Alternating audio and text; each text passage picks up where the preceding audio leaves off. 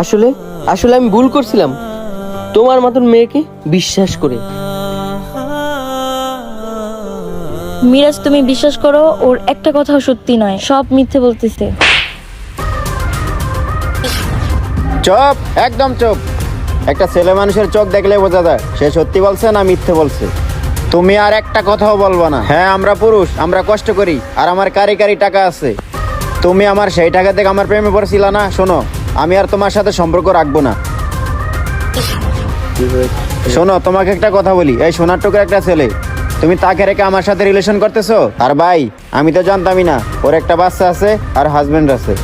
আর বাচ্চা হাজবেন্ড তো দূরের কথা, আমি তো জানতামই না ওর বিয়ে হয়েছে। আর যদি জানতাম তাহলে তো আমি ওর সাথে কখনোই রিলেশন করতাম না।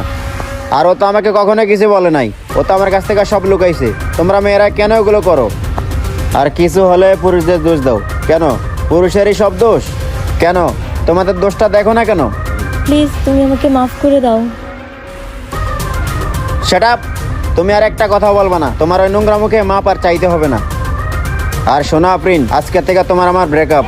তুমি তোমার মতো থাকো, তুমি আমাকে একটা ফোন দেওয়ার চেষ্টা করবে না। থাকো তুমি।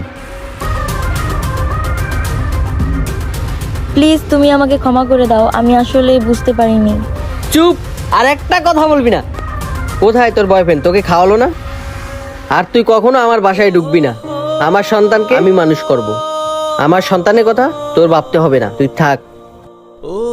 আমাদের সমাজে দিন দিন পরকীয়াটা বেড়েই চলছে, তাই এখান থেকে সবাইকে বেরিয়ে আসতে হবে। আর আপুদের উদ্দেশ্যে একটা কথা বলতে চাই, আপনারা যে স্বামী সন্তান রেখে অন্যজনের সাথে পরকীয়া করেন, একটা কথা কি কখনো ভেবে দেখেছেন দিন শেষে কিন্তু আপনি আপনার স্বামীর কাছেই ভালো থাকবেন। তাই পরকীয়া থেকে সবাই বেরিয়ে আসুন। ভিডিওটি ভালো লাগলে শেয়ার করে দিবেন। ধন্যবাদ সবাইকে।